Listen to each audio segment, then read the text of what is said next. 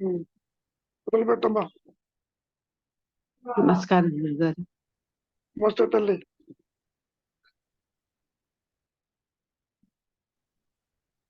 చెప్పమ్మా. సత్యం మన యథార్థ స్వభావం. తలపులను లోక గురుగారు ఒక్క నిమిషం. అసలు సత్యం అంటే ఏమిటి? అంటే మీరు చెప్పే మాటల్లో నేను చెప్పడం కాదు. అంటే సత్యం మాకు తెలియదు కదా గురుగారు. సత్యము తనకు తానుగా ప్రకాశిస్తా. సరే, అది చిలక పలుకులు పక్కకి పెడదాం. అసలు సత్యం అంటే ఏమిటి? సత్యం అంటున్నారుగా. జగత్తు మిథ్య, బ్రహ్మమే సత్యం అన్నాడు ఆదిశంకరుడు. బ్రహ్మము సత్యం అంటే ఏమిటి? ఇక్కడ మిథ్య అనేది అర్థమవుతుంది. ఏది లేదో అది ఉన్నట్టు కనపడుతుంది. ఓకే, ఇది సమస్య కాదు. సత్యం అంటే ఏమిటి అది ముందు తేలాలి. అంటే జీవుడికి ఉండే అవలక్షణాలను తొలగిస్తే ఉన్నది కనపడుతుంది కదా గురువుగారు. ఎవరికి కనపడుతుంది? ఎవరికి కనపడుతుంది? ఆత్మకి. ఆత్మకి ఏది కనపడుతుంది? జగత్తు కనపడుతుందా? జీవుడు కనపడతాడా? లేదు గురుగారు, కనపడతాడు. మరి ఎవరికి కనపడుతుంది? అమ్మా, సత్యము అంటే అది ముందు తేలిపోవాలి. ఇప్పుడు ఏమనుకుంటున్నావు? సంసారం సత్యము, జనన మరణాలు సత్యము, ఇతరులు సత్యము, కష్ట సుఖాలు సత్యము, పుట్టుక మరణము సత్యం అనుకుంటున్నావు నువ్వు ఇప్పుడు. అవును గురుగారు. అది అనేది. కాబట్టి సత్యము అన్నప్పుడు ఆదిశంకరులు దాని గురించి నిర్వచనం చేశారు ఆల్రెడీ. ఏ మార్పు లేనిది, ఒకే రీతిగా ఉండేది సత్యం. అమ్మా, పరిణామశీలత లేనిది, కనపడిపోయేది కాదు. అది ఎప్పుడు ఒకే రీతిగా నిలిచి ఏదైతే ఉంటుందో అది సత్యం. ఇప్పుడు ఏమంటున్నారు? మొట్టమొదటి సెంటెన్స్ చదువు. సత్యము మన యథార్థ స్వభావం. అది అంటే అర్థం ఏంటి? నీ ఉనికే సత్యము, నీ స్వభావము సత్యము. కానీ నువ్వేమనుకుంటున్నావు? నేనంటే ఈ దేహము, నేనంటే వ్యక్తిని, నేనంటే కర్తని, దేహం పుట్టుక నా పుట్టుక అని అనుకుంటున్నావుగా. అవును గురుగారు. ఇది సత్యము కాదు అని చెప్పటం. సత్యమే నీ యథార్థమైన స్వరూపమని ఎందుకు చెబుతున్నారు? సత్యం అంటే ఏంటో జీవుడికి తెలియదు ఎప్పటికీ. తత్వమసి వాక్యంలో కూడా నీవే అది అని చెప్పటం. అదంటే ఏంటో జీవుడికి తెలియదమ్మా. ఇప్పుడు నీకు తెలిసిందేమిటి? దేహము, సంసారము, ఇతరులు, కష్టము, సుఖము, మంచి చెడు, ఇవి బాగా తెలుసు. అది తెలుసుకునేవాడు సత్యము కాదు అని చెప్పటం. ఇది యథార్థము కాదు, అయథార్థము. అయథార్థం అంటే అసత్యం. నీతో కలిపి నీవు చూస్తున్నదంతా అసత్యమని మహర్షుల వారు చాలా సార్లు చెప్పాడు. ద్వైత జ్ఞానము, అజ్ఞానము, జీవుడు, జగత్తు, ఈశ్వర భావనలు భ్రమజనితములు.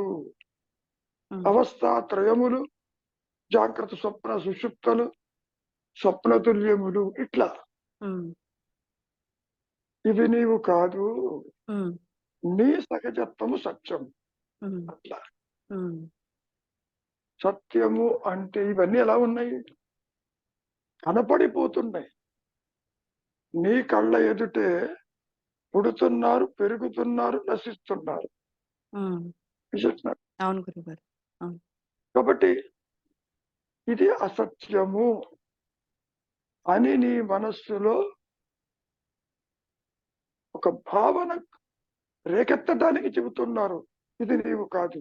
ఉమ్, త్వం అసి, తత్ అనేది సత్యము. ఉమ్, అది నీకు తెలియకపోవచ్చు. నీకు తెలిసింది దేహము, సంసారము, ద్వైతము, ఇతరులు, ఉమ్, ప్రదేశాలు, రాగాలు, ద్వేషాలు, మంచి చెడు, ఇవి బాగా తెలుసు. ఉమ్, ఉమ్, ఇది నీ సహజత్వము కాదు అని చెప్పటం. ఉమ్. సత్యము అది అని చెబుతున్నారంటే ఇది అసత్యమనేగా. అవును గురుగారు. అంటే డైరెక్ట్ గా ఆత్మని ఎవరు చూపించలేరు. ఉమ్, నీవెవరివో నీవే తెలుసుకో అని అంటారే తప్ప తెలుసుకోలేరు. ఉమ్, తెలుసుకో అంటే కూడా ఇది అసత్యమని గుర్తించని అర్థం. ఉమ్, ఎప్పుడైతే చూచే నేను ఇది అసత్యమని ప్రాపంచిక విషయ వాసనల జోలికి పోకుండా నిలిచి ఉంటారో ఉమ్. అప్పుడు తమ స్వరూపంలోనే సత్యమై ఉంటారని భావన. ఉమ్. ఓకే. ఇప్పుడు సత్యమే నీ స్వరూపము. అవును గురుగారు. తత్వమసి వాక్యము. You are not this, um, you are that. Um, నేను అనేది సత్యం. ఉమ్, మరి ఇక్కడ ఏమంటున్నావు, నేను ఫలానా, నేను ఇది, నేను అది అనే తలపు వచ్చింది కదా, అవును గురుగారు. అది సత్యము కాదు కాదు. ఉమ్, అని చెప్పటం. ఉమ్, ఏది నీవు కావో చెప్పటానికి ప్రయత్నము చేస్తారే తప్ప ఈ మాయలో సత్యాన్ని చేతికి అందించరు. ఉమ్, సత్యము ఒకటే ఉంటుంది, జీవభావన కూడా ఒకటే ఉంటుంది. ఉమ్. దానికి ఇతరులు కనపడతారు. కనబడతారు. ఉమ్, ఏమ్మా? ఓకే గురుగారు. సరే, ఫస్ట్ సెంటెన్స్ చూసావు, అర్థమైంది కదా. అర్థమైంది గురుగారు. సత్యము నీ సహజ స్థితి అంటే ఇప్పుడుంది, సహజం కాదని చెప్పటం. ఉమ్, చూస్తున్నాడు. అవును గురుగారు. అవును. కాసేపు నిద్రపోతే నీ దేహం ఏమైంది, సంసారం సంసారం ఏమైంది, ఏమైంది? అవును గురుగారు. జగత్తు ఏమైంది, అంతా ఎరిపోలే. ఎగిరిపోయింది. ఉమ్, కనపడిపోయేది అసత్యం అని అసత్యము. చెప్పటం. Um. That's all, very simple. తర్వాత చూడమ్మా. తలపులను, లోక వ్యవహారాలను అంటే మిథ్యను మొండిగా తప్పుగా పట్టి వేలాడుతున్నాము. ఇది అది మానితే డౌట్ ఎందుకు, డౌట్ ఎందుకు, అది ఉమ్, ఎందుకు బట్టి వేలాడుతున్నావు? వాసన వల్ల, కోరిక వల్ల, అసత్యము సత్యముగా భావించడం వల్ల వేలాడుతున్నాం. అవును గురుగారు. అవును. అయ్యో ఏదో జరిగిపోతుంది, ఉమ్, ఇది నాది, ఇది ఉమ్, వాళ్ళది, వీరిది. ఒక తెర మీద బొమ్మలు పడుతూ ఉంటే తెర సత్యముగా భావించటం.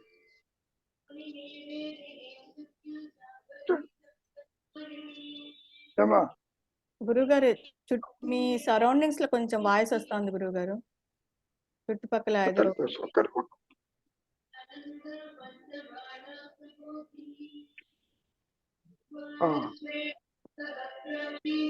ఉందా? అవును గురుగారు, ఏదో మ్యూజిక్ అంటే దేవి స్తోత్రాలు వినబడుతున్నాయి. లలిత సహస్రనామం ఏదో వినబడుతోంది గురుగారు. కాదమ్మా, అది ఎవరింటోనో అయి ఉండొచ్చు, ఒకసారి చెక్ చేయి. ఓకే రమణ. ఓకే గురుగారు, ఇప్పుడు క్లియర్ గా ఉంది. అంటే అది రమణ ఇంకెక్కడో ఉంటుంది. అవును గురుగారు. రమణ జ్యోతి ఎందుకంటే వాళ్ళ దగ్గర నుంచి వచ్చింది. ఆ అంటే అంత అశోక నగరం. రమణ సరే. జ్యోతి. ఉమ్. ఎందుకంటే నీకు బాగా తెలుస్తుంది, వడ్డించే వాళ్ళకి తెలుస్తుంది ఎవరు అవును తింటున్నారు గురువు. వింటున్నారు అని. ఓకే. ఆ, ఉమ్. తలపులను లోక వ్యవహారాలను అంటే మిథ్యను మొండిగా తప్పుపట్టి వేలాడుతున్నాము. ఇది మానితే అది సత్యం సంగతి. వెలువడుతుంది. అది ఉమ్, ఇది మానటానికి నీకు ధైర్యం చాలటం లేదు. అవును గురుగారు. ఎందుకని? దేహాత్మ బుద్ధి అనే బంధము తీవ్ర స్థాయిలో ఉంది. ఉమ్, నేనంటే ఈ దేహము, నేనంటే సంసారము, నేనంటే గృహిణిని, నేనంటే ఇది అనే భావన తీవ్ర స్థాయిలో ఉంది కాబట్టి దీన్ని వదిలితే నా గతి ఏమిటన్న భయం కూడా ఉంటుంది. ఉమ్, ఏమ్మా? ఉమ్, అందుకని దీన్ని పట్టుకునే వేలాడుతూ ఉంటారు. ఉమ్, నిద్ర లేవంగానే మరి కనపడేది దేహము సంసారమేగా. అవును గురుగారు. విషయాలు, బాధ్యతలు, బరువులు, న్యాయము, అన్యాయము, ఇది కావాలి, ఇది వద్దు, ఇది చెయ్యాలి, ఇది నా బాధ్యత, ఒకటి కాదు. ఉమ్, ఇవన్నీ కూడా అసత్యాన్ని సత్యముగా భావించటానికి తోడ్పడతాయి. Um, they are all contributory factors for binding you in the maya. అవును అవును గురువు. పొర్రపాటును కూడా నీతో కలిపి నీవు చూస్తున్నది అసత్యమన్న భావన ఉండదమ్మా. ఓకే, ఓకే గురువు. ఒకసారి మెల్లిగా చదువు. సత్యం మన యథార్థ స్వభావం. ఉమ్. తలపులను లోక వ్యవహారాలను అంటే మిథ్యను మొండిగా తప్పుగా పట్టి వేలాడుతున్నాము. ఇది మానితే అది సత్యం సంగతి. వెలువడుతుంది. ఆ, అంటే ఏంటి? ఆలోచన రహిత స్థితిలో వాటి జోలికి పోకుండా ఉమ్, నీవు నిలిచి ఉండు అని సూచించటం. ఉమ్, అంటే ఇది అనాత్మని త్యజించటం, ఉమ్, అంతకంటే ఏం లేదు. ఉమ్, తర్వాత అనేది అనాత్మ లేదని, ఉన్నదే ఆత్మ అని, దాని ఎదుటే మాయ ఉంటుందని, నీవు నీవుగా సత్యంగా ఉన్నప్పుడు ఈ మాయ నిన్నేమీ చెయ్యదని ఉమ్, నీకు తెలుస్తుంది. ఒకటే నేను ఉంటుంది. ఉమ్. అమ్మా, అవును గురుగారు. ఉమ్, ఆత్మజ్ఞానము బోధించేది కాదు, ఉమ్, అది అనుభవయోగ్యం. ఉమ్, సో అనుభవం ఎవరికి? ఆత్మబుద్ధి నశించి ఆత్మగా మిగిలి ఉన్నవారు బయటికి వచ్చి చెప్పే మాటలు ఇవి. ఉమ్, ఇవన్నీ మాయలో చెప్పే మాటలే. ఉమ్, అక్కడ తురీయంలో ఉన్న సత్య స్థితిని ఈ మాయలోకి తీసుకొచ్చి మాయలో కనపడుతున్న వాళ్ళకి అందించలేరు. ఉమ్, కుదరదు అట్లా. ఉమ్, ఎవరు ఎన్ని సూచించినా అవన్నీ కూడా మాయలో చెప్పుకునే సూచనలు. ఉమ్, దానికి ఉదాహరణ చెప్పారు కదా, శిస్తుగా భోజనం చేసి నిద్రపోతుంటే కళ వచ్చింది, కళ్ళు ఆకలేసింది. ఉమ్, ఆ మిథ్యా భోజనాన్ని తిని తృప్తి చెందుతాడు. సో ఈ బోధలు కూడా మిథ్యా బోధలు విని తన యొక్క అజ్ఞానాన్ని పోగొట్టుకుంటాడు. అట్లా ఉమ్, ఉమ్, అల్టిమేట్ గా నీ చేతుల్లో ఏది ఉంటది. ఉమ్, ఇప్పుడు ఈ మాటలు వినటానికి కూడా ఉమ్, ఆ ఉच्चतर శక్తి నీలో మార్పు తీసుకొస్తుంది. ఉమ్, ఇది కూడా మాయే, ఉమ్, బోధలు కూడా మాయే, ఉమ్, ఇదేమి సత్యం కాదు. ఉమ్. ఆ? అవును గురుగారు. ఉమ్, కాబట్టి నీలో సంకల్పములు తల ఎత్తకపోతే, దేహాత్మ బుద్ధి తల ఎత్తకపోతే, అన్యత్వము తల ఎత్తకపోతే నీవు ఆ సత్య స్థితిలో ఉంటావు అని చెప్పటం. ఉమ్. అది ఎక్కడ జరగాలి? నిద్రలోను కల్లో జరగకూడదు. ఈ జాగ్రత్త అవస్థలో జరగాలి. అవస్థలో జరగాలి. ఉమ్. ఎందుకని? అజ్ఞానం అనేది, పుట్టుక మరణం అనేది ఈ జాగ్రత్త అవస్థలోనే జరుగుతుంది. ఉమ్. అవును గురుగారు. స్వప్నంలో నిద్రలో జరగటం. జరగదు. ఉమ్. కాబట్టి నిద్ర నుంచి మేల్కోవాలి. మేల్కొని దాని వెంబడి వెళ్ళకూడదు. ఉమ్. నిద్ర లేవంగానే ప్రతి ఒక్కరి మనస్సుల్లో ఇది అసత్యము, ఇది ఒక కళ, ఇది భ్రమ, నేను అనేది సత్యము, జ్ఞానము సత్యము. ఈ సబ్జెక్ట్ ని తాను చూసే ఆబ్జెక్ట్ ని కలిపి చూపించేది ఈ మాయ మాత్రమే ఉమ్. అని ఉండాలి లోపల. ఉమ్. ఓకే, అవును గురు.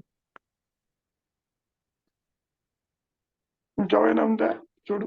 అంతే గురువు గారు. గురుగారు, చెప్పు సరోజమ్మ.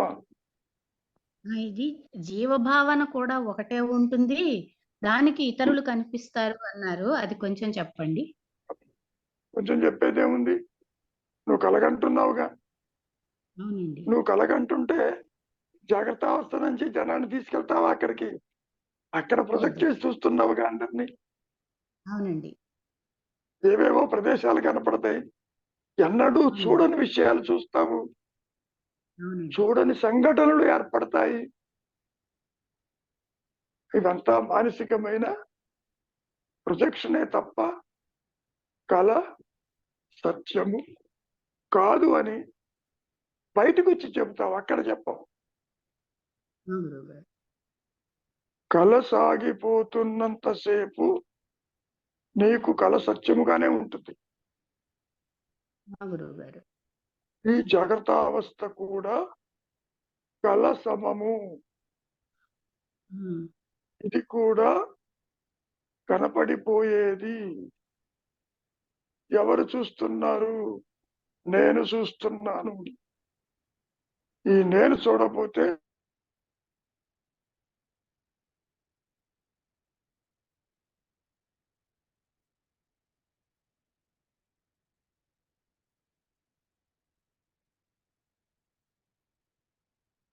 గురువుగారు, మీది స్టక్ అయింది గురువుగారు.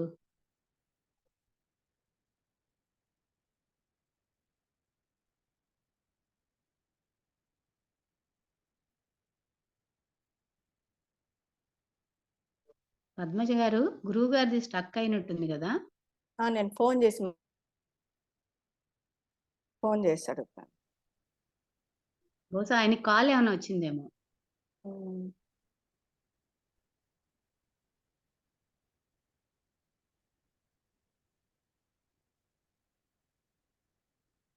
నెట్ ప్రాబ్లం ఉన్నట్టుంది. నెట్ ప్రాబ్లము, కాల్ ఏమైనా వచ్చింది. మళ్ళీ పోయిందిలేమ్మా. గురువు గారు వచ్చారు. అదే సర్దుకుందేమో మళ్ళీ. అదే గురువు గారు, మీకు ఫోన్ వచ్చింది అనుకున్నాం గురువు గారు. కాదు కాదు కాదు, ఇది వైఫై యొక్క మ్యాజిక్. మాయా.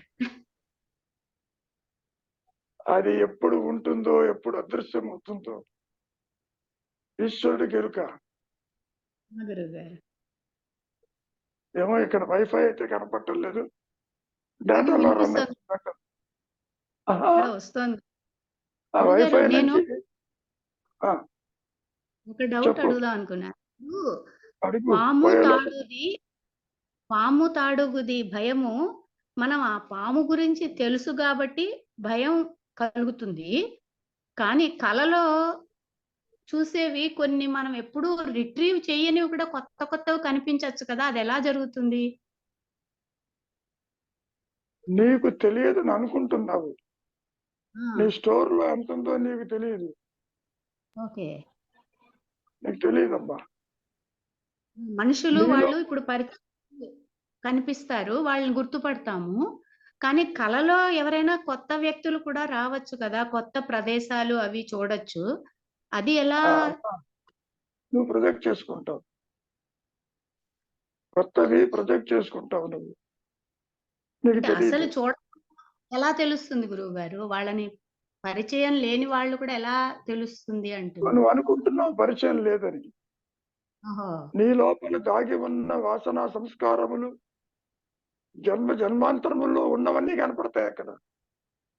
ఇప్పుడు గుర్తుపట్టలేకపోవచ్చు.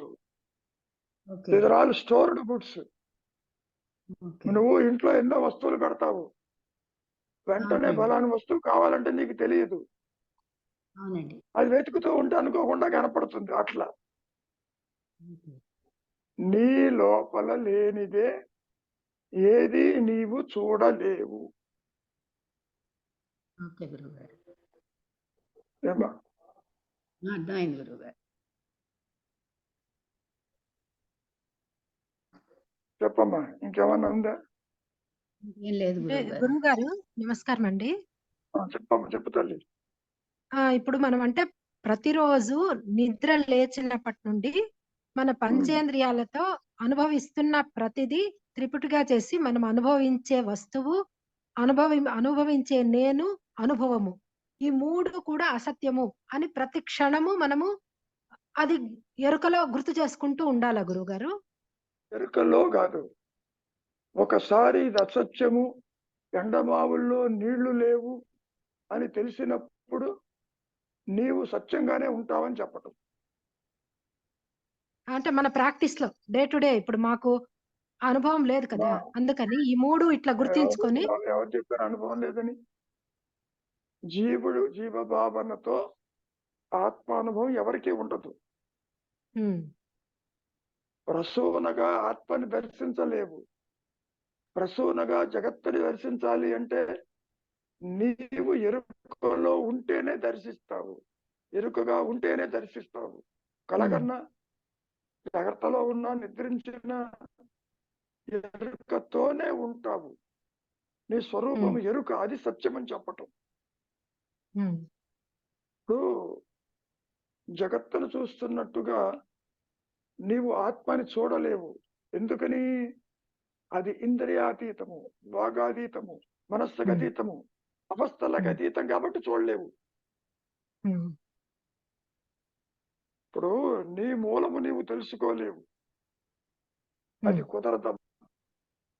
అంటే మనం ఆచరణలో పెట్టాలంటే ఈ పద్ధతి సరిపోతుందా ఏమాచరణ గురుగారు? కాదమ్మా. ఆచరణ ఏం పెడతావు? ముందు అంటే వైరాగ్యం రావాలి. వైరాగ్యం. ముందు ఓకే. విను, వైరాగ్యం రావాలి. ఉమ్, నీతో కలిపి నీవు చూస్తున్నది అసత్యం అన్న భావన ఉండాలి. ఉమ్, బాహ్య చింతన విడనాడాలి.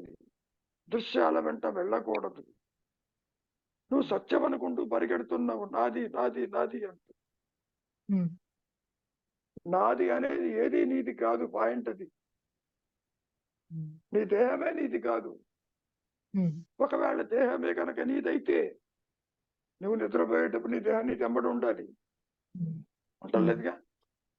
ఉమ్, దేహాన్ని అక్కడ పారేసిపోతున్నావుగా. ఉమ్, కాబట్టి మహర్షి చాలా తేలిగ్గా ఏమని చెప్పారు? ద్వైత జ్ఞానమంతా అజ్ఞానమే. నీవు ఏదైతే అన్యంగా చూస్తున్నావో, కళ కావచ్చు, జాగ్రత్త కావచ్చు, వస్తు విషయాలు కావచ్చు, చూచేది చూడబడేది ఉన్నంత కాలము అది అసత్యము అని గుర్తుపెట్టుకో. ఉమ్.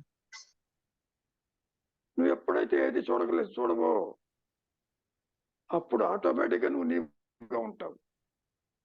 అంటే ఇప్పుడు మనం సినిమా చూస్తున్నంతసేపు అది అసత్యము అనే ఎరుక మనలో ఉంటుంది. అలాగా మన జీవితంలో కూడా ప్రతిదీ మనం అలాగే అనుకోవాలి గురుగారు. అసత్యము అనుకుంటూ ప్రతి క్షణము ఇదంతా అసత్యము అసత్యము అనుకుంటూ ఉండాలా?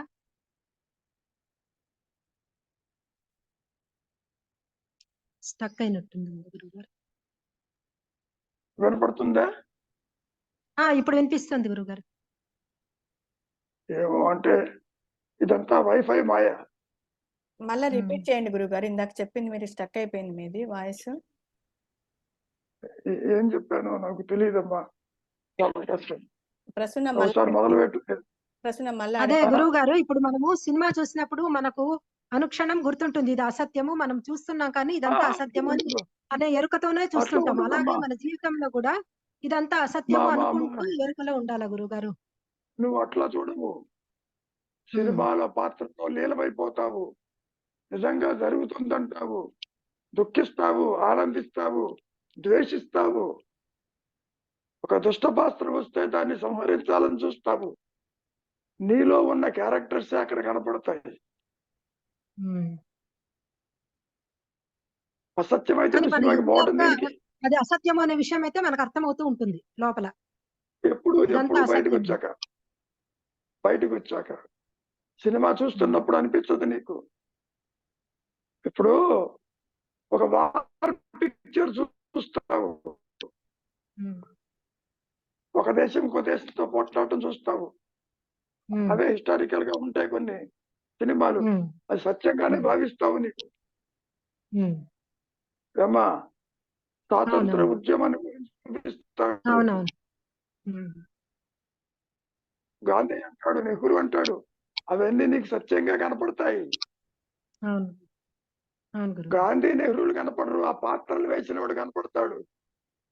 వాడు నిజం అనుకుంటూ చూస్తావు నువ్వు. ఈజ్ ఇట్ అన్నట్టు. ఓ అసత్యం అనుకుంటే సినిమా చూడవు అసలు. ఒక ఎంటర్టైన్మెంట్, ఒక విహార యాత్ర సత్యం అనుకుంటూ తిరుగుతావు నువ్వు. ఇప్పుడు నువ్వు ఎప్పుడైనామా సిమ్లా కానీ, ఊటీ కానీ, కేదార్ కానీ, బద్రీ గానీ వెళ్ళావా?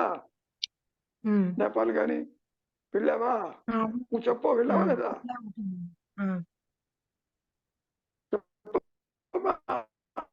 వెళ్ళావా లేదా? వెళ్ళాను గురుగారు. నువ్వు కాదు, వెళ్ళావు అంటే సత్యం అనుకుంటే వెళ్ళావు. ఓహో, ఓకే. సత్యం అన్న భావం లేకపోతే వెళ్ళవు. అవును గురుగారు. ఇప్పుడు కేదార్ బద్రి ఒకటి ఉన్నది సత్యము అనుకుంటే వెళ్తావు. అమెరికా ఒకటి సత్యము ఉన్నది అంటే వెళ్తావు. అమెరికా అసత్యము, కేదార్ అసత్యము, తిరువణామల అసత్యం అంటే నువ్వు ఎక్కడికి పోవు. అవును గురుగారు. నిజంగా ఒక ప్రదేశం ఉన్నదనుకుంటూ సత్యమని కడతావు నువ్వు అక్కడికి. ఇజట్ నాట్ ఏమ్మా?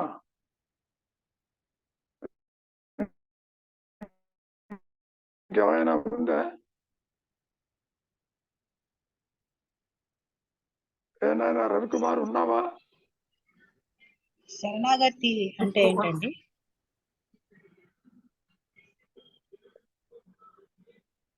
అమ్మా ఎవరు అడుగుతున్నారు? నేను కనపట్టాల. నేనండి, ఏదో మాధవి. శరణాగతి అన్నారు. ఎవరు? నేనే మాధవి. ఎవరు? నువ్వు నేనంటే ఎట్లా తెలుస్తుంది? నువ్వు కనపడితే తెలుస్తుంది. ఓకే ఓకే ఓకే, నువ్వు మాధవని తెలుసు, నాకు కనపడాలిగా. శబ్దాన్ని బట్టి గుర్తించే జ్ఞానం ఉండదు. అందరి గొంతులు ఒకలాగానే ఉంటాయి. ఇప్పుడు చెప్పమ్మా మాధవి. శరణాగతి అంటే ఏంటండి? చెప్పమ్మా. ఎలా చేయాలి? శరణాగతి అంటే ఏంటి, ఎలా చేయాలి? శరణాగతి వెరీ సింపుల్. ఒక ఉच्चతర శక్తి ఉన్నదని, దైవం ఉన్నాడని, సృష్టికర్త ఉన్నాడని, తాను నడిపిస్తాడని, నాదేమీ లేదని, నేను ఒక పనిముట్టు అని నీవు భావించినప్పుడు శరణాగతి పొందుతావు. అన్నమయ్య కావచ్చు, త్యాగరాజు కావచ్చు, మీరాబాయి కావచ్చు, సక్కుబాయి కావచ్చు, వాళ్ళందరూ ఒక దైవాన్ని ఊహించుకుని శరణాగతి పొందారు. శరణాగతి అన్నా వ్యక్తిత్వ నాశం అన్నా ఒకటే. చివరికి ఎవరికి శరణాగతి? నీ ఆత్మకే నువ్వు శరణాగతి అవుతావు అన్నాడు రమణ మహర్షుల వారు. నువ్వు అనుకుంటావు నీకు అన్యంగా దైవం ఉన్నాడని. దైవాన్ని ఊహించుకుని అంతా నువ్వే చూసుకో, నాదేమీ లేదు, ఐఆమ్ హెల్ప్లెస్, అనేటువంటి వ్యక్తిత్వ నాశమే శరణాగతి. శరణాగతి అంటే భౌతికంగా నేను శరణొచ్చాను, యు టేక్ కేర్ ఆఫ్ మీ అంటాం కాదు. ఒక సందర్భంలో రమణాశ్రమంలోనే ఒక వ్యక్తి మహర్షితో ఇదే ప్రశ్న వేశాడు. నేను ఇక్కడికి వచ్చి 20 రోజులైంది, మీకు శరణాగతి అయినాను, ఇంతవరకు ప్రకాశం కాలేదు, ఎందుకని అడిగాడు. దానికి మహర్షి ఏమన్నారు తెలుసా?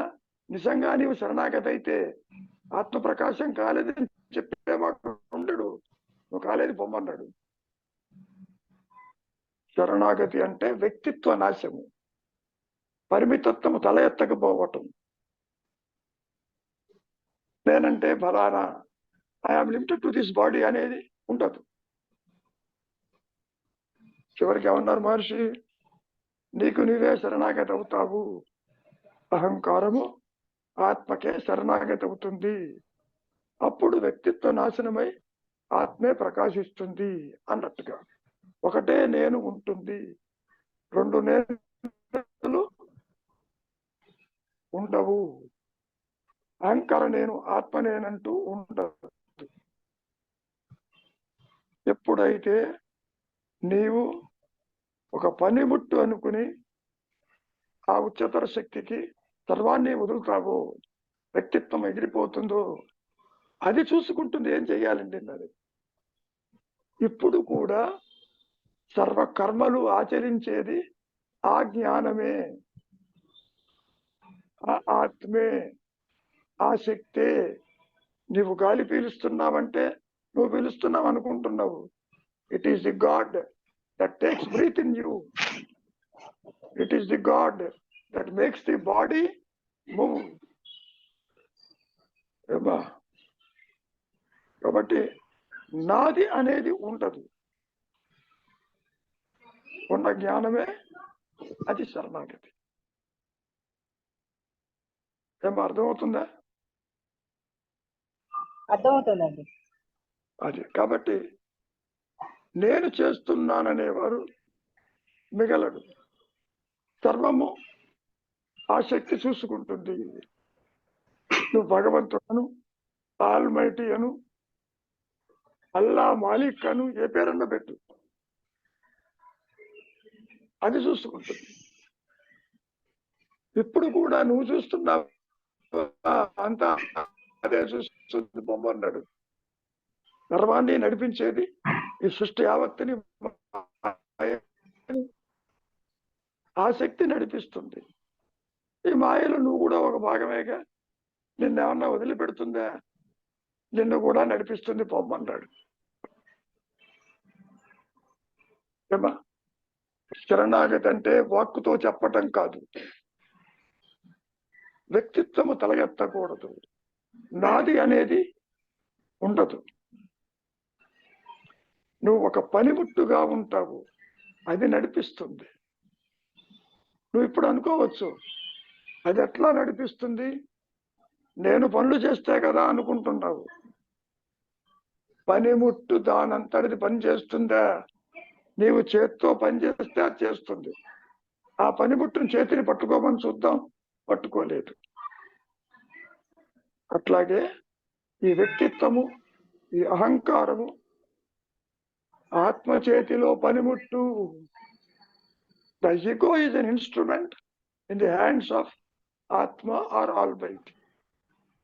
అది నడిపిస్తుంది నిన్ను ఓ ప్రోగ్రాం ప్రకారం. దాని ప్రోగ్రాం దానికి ఉంటుంది. నిన్ను ఉంచాలా, తుంచాలా, పెంచాలా, అది డిసైడ్ చేస్తుంది. You have no option. నీ చేతుల్లో ఏది ఉండదమ్మా. ఓకే, ఇంకా కాసేపట్లో అదృశ్యం అవుతుంది. నాయన రవి, గురువు గారు, చెప్పు నాయన. అయితే ఈ ఆత్మ కూడా, ఈ అహంకారము నేను అనుకుని ఈ అహంకారం కూడా పనిముట్టు అయితే, అసలు ఈ అహంకారము ఇప్పుడు ఇంకా చేసేది ఏం లేదు కదా గురువు గారు. అది నడిపిస్తున్నప్పుడు అసలు ఇది ఇంకా ఏం లేదు కదా, దీని లేదు కదా. లేదుగా, నేను చేస్తున్నాను అనుకుంటున్నావు కాబట్టి నీకు దుఃఖము, బంధము, ద్వేషాలు ఏర్పడుతుంది. అయితే అది ఈ అది చేస్తుంటే నీకే అవును. అయితే ఈ అనుకునే నేను కూడా ఏం చేయట్లేదు నిజానికైతే. దాని చేతుల్లో ఏం లేదు. అవును. ఆ విషయం అనుకోకు నువ్వు. నేను ఆ! చేస్తేనే అవుతుంది. నేను చేయకపోతే అవును. ఎవడు చేస్తాడు? అవునవును. మొన్న అదే. ఒకటి పంపించాను చూసావా లేదో? లంకలో ఆంజనేయ స్వామి అనుకుంటాడు. నేను రాబట్టి కదా ఇవన్నీ జరుగుతున్నాయని. ఆ కథ ఒకసారి విను. అది చదివి ఉంటావు ఈ పాటికి. నువ్వు చేయటం లేదు. ఆ శక్తి నడిపిస్తుంది. దానికి రాముడని పెట్టు, ఇంకేదో శివుడని పెట్టు, ఏది పెట్టినా ఒకటే. ఆ! అది